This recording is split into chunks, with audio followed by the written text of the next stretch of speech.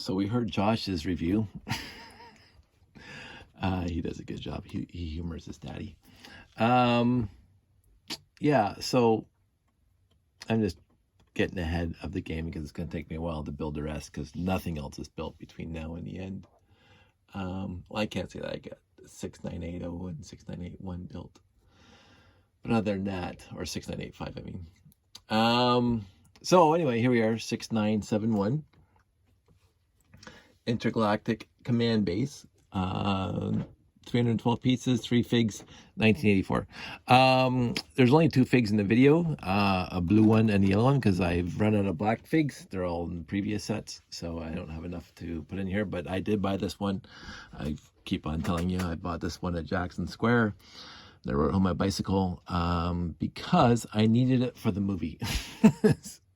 Because the Beta 1 command base wasn't enough for the movie. I thought when I was writing the story, I needed the 6971 in there as well. So it took me a while to find it, and the only place that had it was a store at Jackson Square. So I rode my bike all the way down to Jackson Square, and I was riding home and the bag ripped. This came because it was a really big box at the time, and my 10-speed. And so basically all the way home, that thing set on my handlebars. So 6971 has a special place in my heart.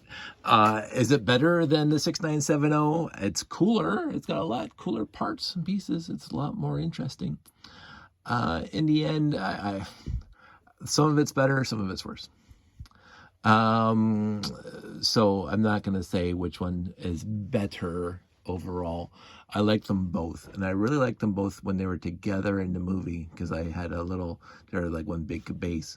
The 6971 Intergalactic Command Base on its own, I'm going to say this, it was a very fun build, straight up. It's a lot of fun. High stanchions, high supports to lift it off the ground. The slide for the rocket / satellite booster, the 2 vehicles. This one really looks cool. As really unique. And then this little guy, reminiscent of other flyers, but still, I like the gap in the wings. I like the setup in the bottom. Also really cool. Let's just talk about the quick deficiencies, if you remember them. The one deficiency is right in the middle here, is the command center. So you got this one chair that basically controls both sides when the guy's sitting there, and he goes back and forth, and basically it's not really a command base. It seems to be just here to launch the rocket, which I believe is a satellite. My son thinks it's an interballistic missile, but I think it's a satellite. It just seems odd that there's not more chairs. Again, just like the other bases I talked about previously, there's not a lot of command base stations in this. A lot of space in it, but only one chair and two consoles. So it seems to me that it's just for launching this guy on this side. And now this guy on this side, the rocket itself, I'm just going to grab my other hand. The rocket itself, really cool rocket. These things fold out. That's why I think it's more of a satellite than an ICBM. Ballistic missile. The issue, obviously, and everybody points this out, is that you have to take off the top in order to get it inside. I won't say the silo, but inside here. So we can put this back down, so that all of a sudden this top is off. So what I used to do back in the day, because I had this thing set up for the longest time on top of the ping pong table, so I put that there, and I just slide that in, and oops, sorry, it's supposed to be like that. And then it'd be like that. So the piece was in there. And then you bring this out. Now, I get the closed door thing, but why even have when this thing slides out anyway? Why have the top open? I get the hand of God has to come into it. But it seems a waste to have this top silo storage area open up when this thing slides out the launch anyway. But that's a small thing, that the top has to come off. I mean, it's not the first time they had that. The other deficiency in universe is, how do the minifigs get up there? up to this command level. There's no stairs, there's no ladder, there's nothing to get them from here up to here. Nothing at all. What I did was, I don't think it was in the movie, but I built a ladder. I put 3 ladders with the bricks in between right here so they could actually climb up the ladder, dig it on top. When in the movie, basically I had these guys removed and I had a walkway, a gangway going from here down to the beta one, which is on this side. So the beta one was here and this was on this side. That solved it for me in universe to get people up here. Other than that, I like the little gangway here to get out to this thing. It is again reminiscent of the Cloud City, where the ship is parked away from the superstructure, and you have to go on to these launch pads, walk across a gangway. I think this 2x16 was brilliant to put here. I like this. I like the sit right in the edge. Very, very nice. It's a good use of the base plates. It's not just crowded in one corner. It's a good use of both base plates. And it looks bulky. It really isn't. There's a lot of air in this thing, but it looks bulky. It looks like it has some substance to it. So that's a plus. The minus, is another minus, is they put the tools, move this thing away from the sec, and move this thing, put the tools up here. Now, again, in universe, how are the minifigs supposed to grab those tools? The minifig, when it's standing, can barely reach that high. Like, here's the minifig. Like, this thing is above head level. Like, you don't store tools this high. Like, whatever. So I thought that was a little bit odd. These radar dishes sitting on the side, whatever. They're satellite or microwave dishes going to the next station down the crater, down whatever. So I didn't mind these things here. It seems a little off. I think the big thing for me that seemed very, very off from the beginning when I put this together was these dishes here and here. Oops, let me put that back on while I keep on knocking things off. These 2 dishes are just pointing right at the ground. Like, that's what they're doing. They're not pointing up. They're not pointing out. They're pointing straight down to the ground. That seems, this is not a seismic thing. They're not checking the ground for earthquakes and stuff. They should be pointing elsewhere. I do like the hookup using the little mineral finder here, and so it does have that angle on it, and using the hose, the regular rubber hose that came in a lot of sets back then, and using the supports again. So 2 gray supports and I think 10 or 12, 2, 4, 6, 8, 10 blue supports. This thing came with a lot of, and these 45-degree angles came with a lot of cool pieces, but these things are pointing towards the ground. And that's probably my biggest deficiency of this set, is that radar dishes like the beta one should be pointing up or at least straight out. These 4 of these, trans-red shields, fantastic, utterly fantastic. 4x4 inverted dishes, fantastic. Lot of really, really nice pieces in this set. The 6x6 gray dishes, fantastic. 2 6x6s trans yellow plates, and a 4x12 trans yellow plate, and the windows, lots of cool trans yellow in here. And as I say, the scooter looks cool, the ship looks cool. The other point of this set, that when I had it, after Jake and I finished the movie and I lived it on my own, because of course we did the movie in my parents' basement because I hadn't moved out yet. I was like 15, 16, 17, whatever age I was back then. When I moved it on my own and I had my bedroom dedicated to Lego, basically. This set was very, very easy to modify into a like a main base, and all I did was I took that piece off there. I brought one of these in like that and put that there, right?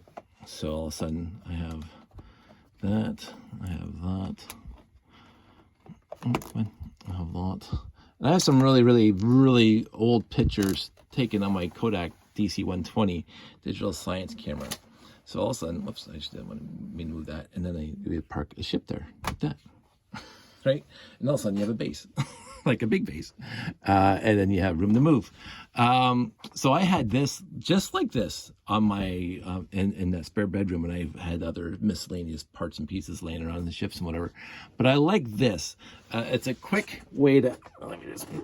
Josh drew that for me when he was like 2 or 3, and I love it. That's why it's in the room.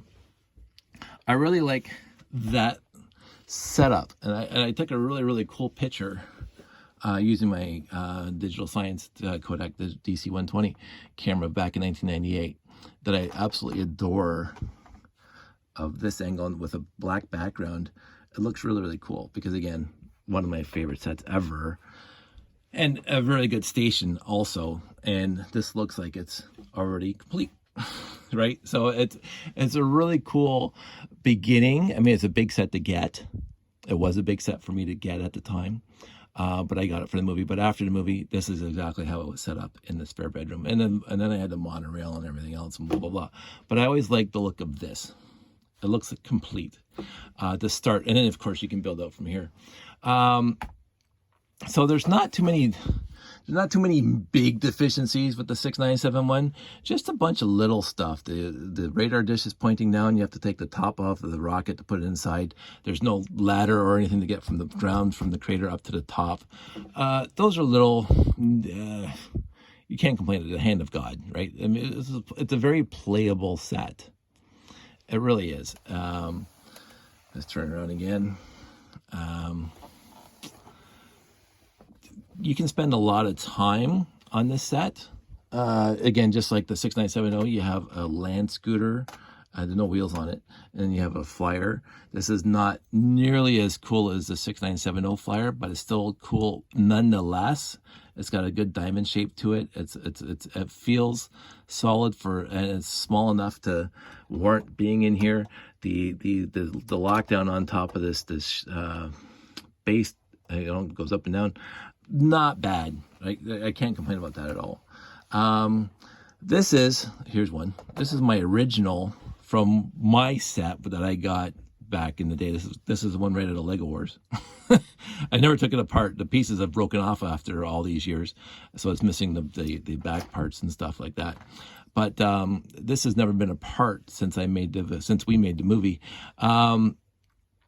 This 6971 is not my original. This is the one thing that came from it. This is I did a review on it. Well, I did a build of this months back when I bought that lot from. I can't remember if it was Ancash or whatever, but I bought that lot that had a couple pirate sets in it, a couple castle sets, and a couple space sets in it, and this is one of them. So this is that set there. So I could build more of these if I wanted to, like I did with the 6970. I can't right now because this 6x5 window frame, I used 20 of them in the layout.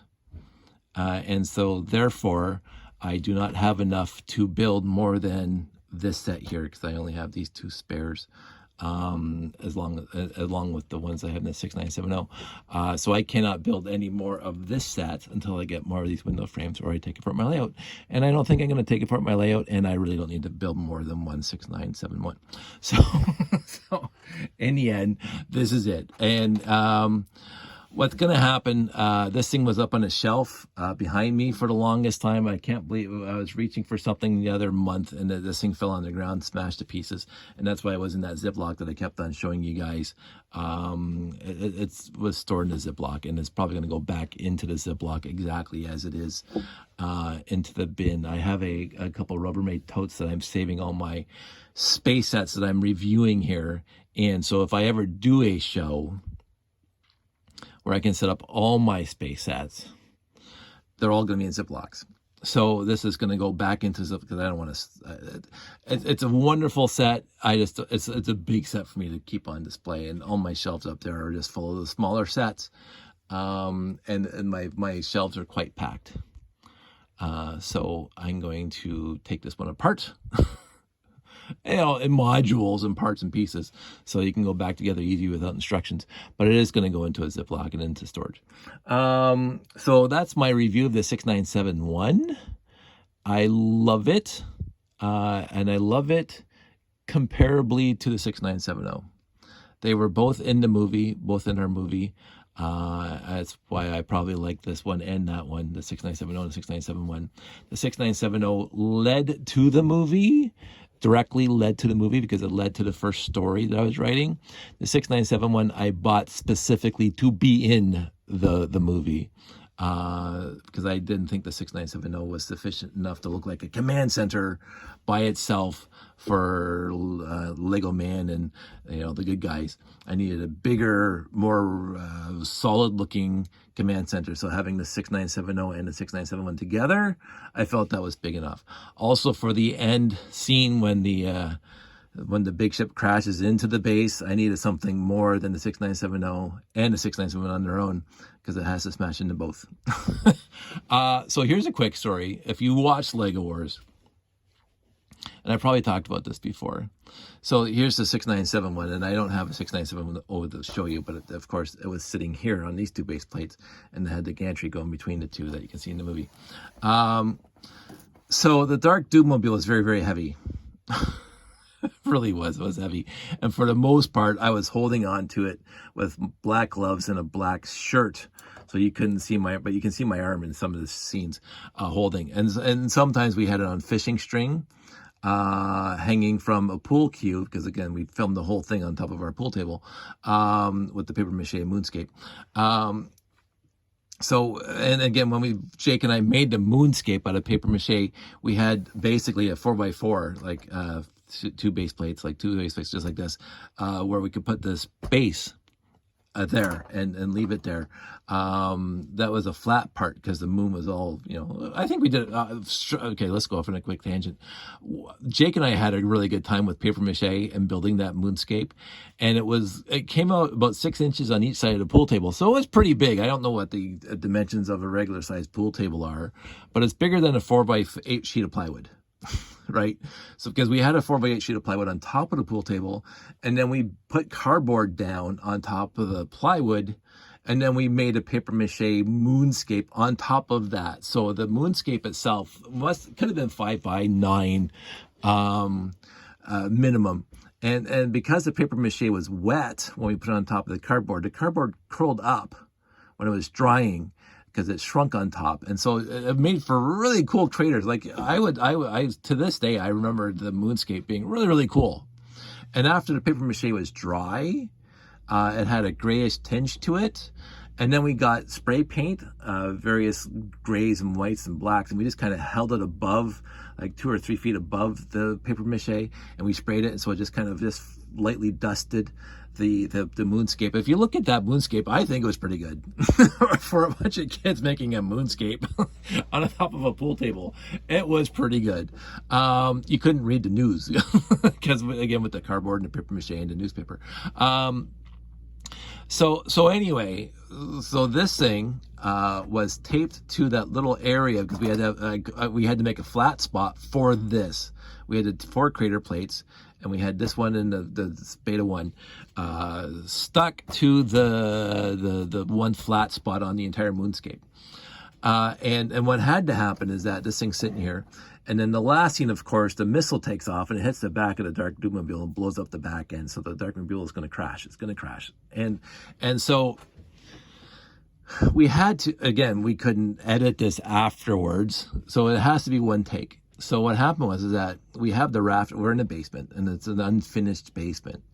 And we had, I screwed some 2x4s into the rafters, into the joists on the ceiling, so I could tie fishing string to the 2x4s, and it was a 50-pound test, whatever it was.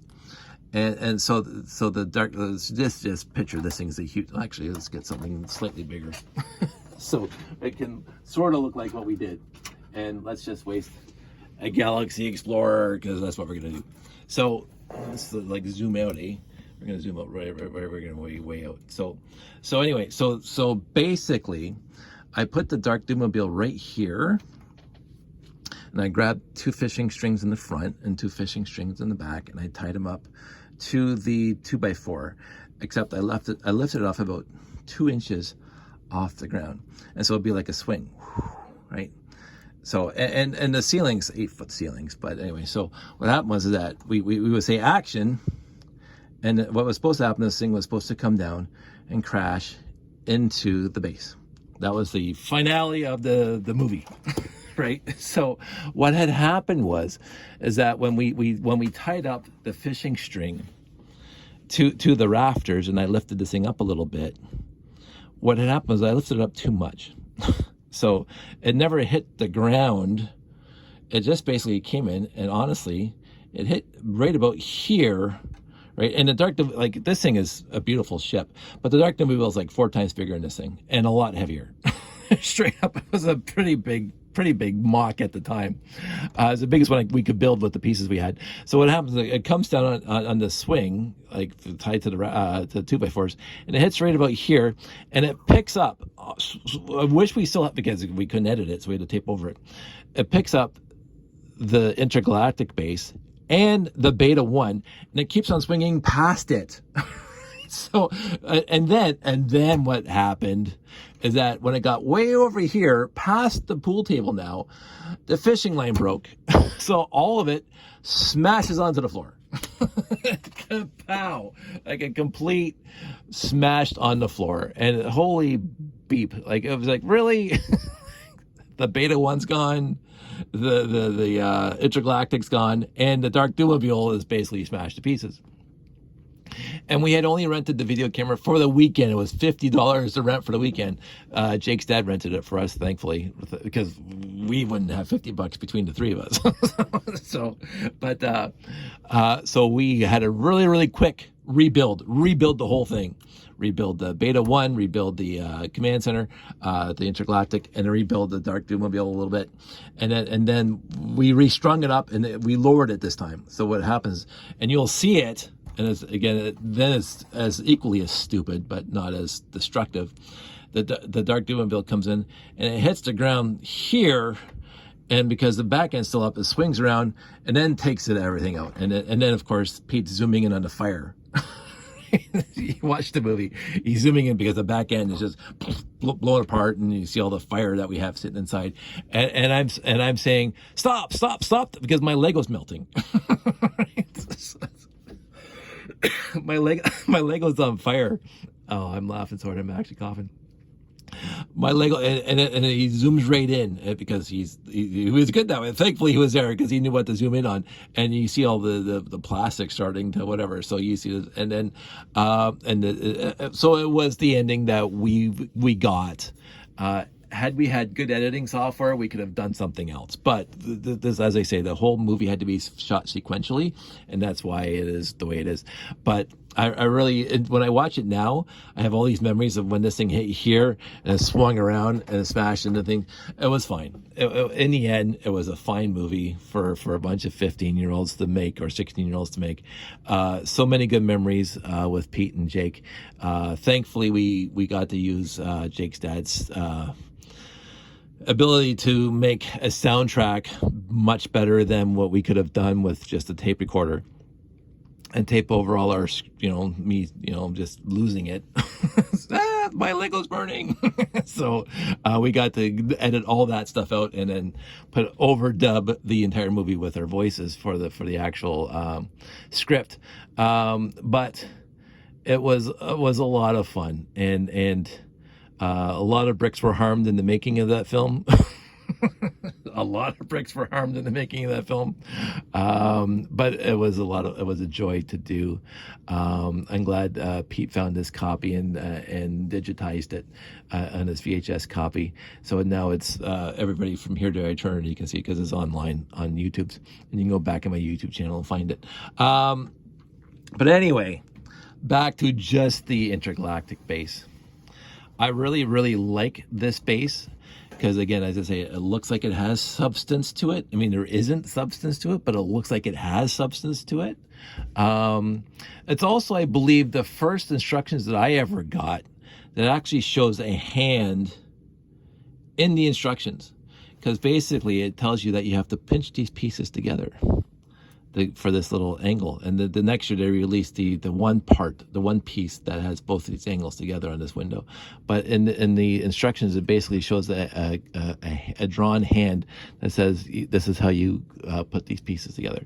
I thought that was kind of cute. If you look at the instructions for the 6971, you'll actually see a hand in there to show you how to put it together. The other thing, it's not a deficiency of this set, but it's a deficiency of this part, is that these windows, I keep on doing that. This is the one deficiency too, is these antennas. These windows get really, really scratched. You can see this is the least scratched. And again, there's a variety of ways to unscratch these pieces. I've practiced a bunch of them, but I'm going to unscratch those. But and now I keep them in Ziplocs inside my, but when you're a kid and you put them all in the same bin as the rest of your pieces, they do get pretty milky, pretty scratched up. But I can't complain about that here. That's a deficiency of my storage back in the day. And a lot of other people's storage, because again, I got a lot of these windows from buying lots, and a lot of the glass is really, really beat up. It's a shame, but it's what happens. I think that is all I'm going to talk about on the 6971. 6971 Intergalactic Command Base, 312 pieces, as Josh said in his other video. 3 minifigs, came out in 1984.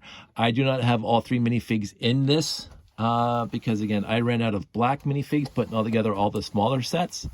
So if there's black minifigs, and I'm sure there are between here and the end of time, when I'm done everything, there won't be any black minifigs. I'm running low on blue minifigs even, so there might not be blue minifigs when I get to the end. But it does come with 3. I got the yellow and the blue in here. I do not have any black minifigs in here. Unfortunately, I used them all up. And we do actually have a lot of black minifigs in the actual layout. So if I wanted to go into my layout boxes and get black minifigs, I could, but I don't want to because they're in layout. So it's a worthy set. It's got some really cool pieces. It has a lot more unique pieces than the Beta 1. It doesn't have straight up, it does not have that many standard basic pieces. It has some 1x1 blues, 1x8 blues, and 1x3 blues, a little bit of 1x2. But other than that, so someplace 6x10 or 6x12, 2x16, 2x8 here. It has, but other than that, there's a lot of really, really unique pieces. 1x8 tiles, blue, that has a bunch of those. As I say, the trans yellow in here has one Technic beam here that spans across. Really cool. These windows are awesome, absolutely awesome. Even the 6x5 windows are awesome. Fence pieces.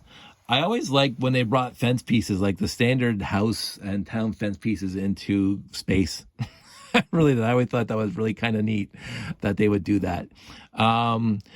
This is kind of cool because in universe, you're not going to fall off then. Though you got this gantry, this gangway here, whatever. Not going to worry about that too much. Few tools, a hammer, a wrench, and a walkie-talkie, and a thing over there. I don't know if I'm supposed to have a green eyepiece on that. I can't remember. The rocket's really nice. It's well done enough for the set. I always like that rocket. Again, it's slightly asymmetrical with the top, but I'm not going to complain about that too much. As a matter of fact, I'm not complaining about it all. I actually do like that top. It looks really, really cool. That's why I think it's more satellite than missile, is this top. The steering wheels on the end here, whatever. Again, I'm not going to, fault them for that. They had to put something here in the end. I do like this little end piece. It makes it a little more greebled, as they say. So yeah, that's about it. I think I've talked enough about this guy. I like him. I really do. As I say, he's comparable in my appreciation to the 6970 because they were both in the movie. One started the movie and one had to be in the movie. And there's a story about me getting this one. So it's more, I can't even tell you because it's more nostalgia that makes me love them both. They are my 2 favorite bases. Straight up. It's not even close. I mean, I love all the other bases. I love the I love the space isolation base for Space Police 1. I love that base. I think it's really cool. I think it's very well done. A little cramped, but I can see why they did it that way. I didn't mind the Explorian base. Thought it was kind of cool. But the Beta 1 and this one are my two favorites. And we have one, I believe, at least one more base from Classic Space to get into. And it's not even close to my favorite. I think it's the worst out of all of them. But we're gonna get there because it's a crappy. And I bought it because I thought it was gonna be added to the Beta 1 here, the Intergalactic, and then the next base here. But I was not happy with it at all. And it was just basically pre Futuron in its concept, and I did not like it at all. But we'll get there. This one, top drawer, absolutely top drawer. I talked about the deficiencies. Don't need to talk about them again. I think it looks really good. If you're going to have anything, if you have even the tiniest layout for a show, this is all you need. Honest to goodness, this is all you need. And you put that guy there. You got one set and one little set, and boom, you got a display. I think that's fine. I really do. You get an extra crater plate and you get a landing pad, and this looks complete enough to start anything.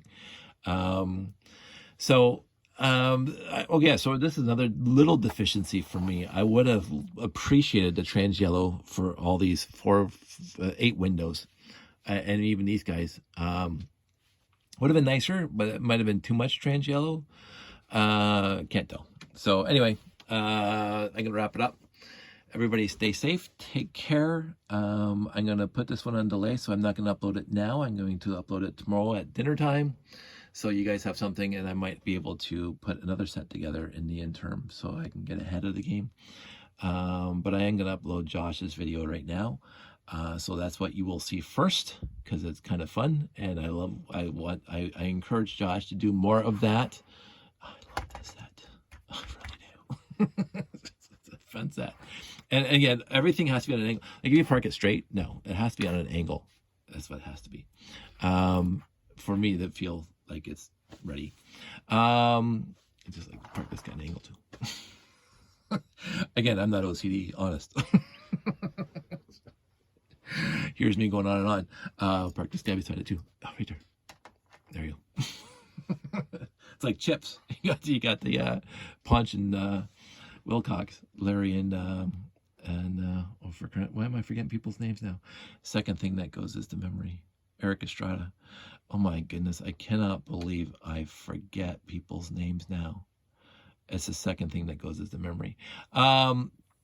But yeah, these things always seem to me like the chips rides. They're small enough and they're powerful enough to get someplace quickly that they have to get to.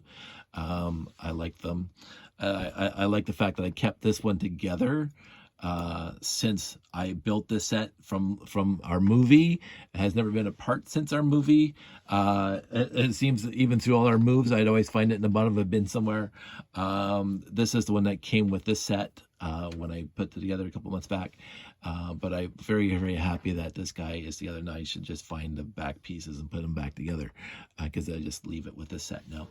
But I will be taking the set apart. It will be going into a baggie and in the storage. But I really honestly hope, now that I'm really, really wanting to do this, is that in the next show or a show at some point in the future that I, after I get my layout set up, which is under 2 hours now, although it's been a while since I put it together, that after I get that set up, that whoever's organizing will just give me just a whole bunch of tables, and I'll just bring a box full of crater plates and landing plates, and I just kind of just fill the whole thing with Classic Space and just kind of, put things out. Although there's gonna be a lot of putting back together because these things don't fit into a Ziploc as they are, so you take them apart. So I might obviously need my laptop to get building instructions. This one I did because all the pieces were in big chunks, but there's going to be some that are really, really And I just might do classic space and not bring anything past classic space, like no Futuron, nothing past classic space, or I might do them all. I know that there have been some shows where a person or two people happen to have every single space set ever produced, and they display them as like each set, and they go by date or whatever theme. I like those too, but I also think that having 17 of these things, I don't want to say that too loud. 17 or 6880s when I have 19 of those, and maybe 8 Galaxy Explorers instead of 12. That have them all laid out in some sort of in-universe base. That's nothing to do with mine, but I want to try it and see what happens. But we'll see. So anyway, I said I was going to cut this thing short, and yet I've gone on. So let me wrap this up. It's midnight now. You guys all stay safe. Take care. I really liked doing these last two. I had a lot of fun doing these last two because they brought back a lot of memories of the movie with Jake and Pete, and two of my very dearest friends from back in the day, and we had so much fun. And there's so many stories about making Lego Wars, and how much fun we had doing it. And my only regret is I wish now that I had more couth and more ability to just enjoy the moment. But I wasn't the nicest guy back during making the movie because I felt pressure. I don't know why, because they didn't make me feel pressure. They didn't put any pressure on me. And I do remember a few missteps and some things I got a little too hyper about it. And that usually what happens when I get very nervous as I get hyper, and I don't watch what I say, and I do regret that. But Pete and Jake put up with me, and I love them for it. And honestly, we have a cute movie now that we still get to talk about and point to and say, hey, weren't we great back in the day? So you guys all take care. I'll talk to you soon. Take care. Bye.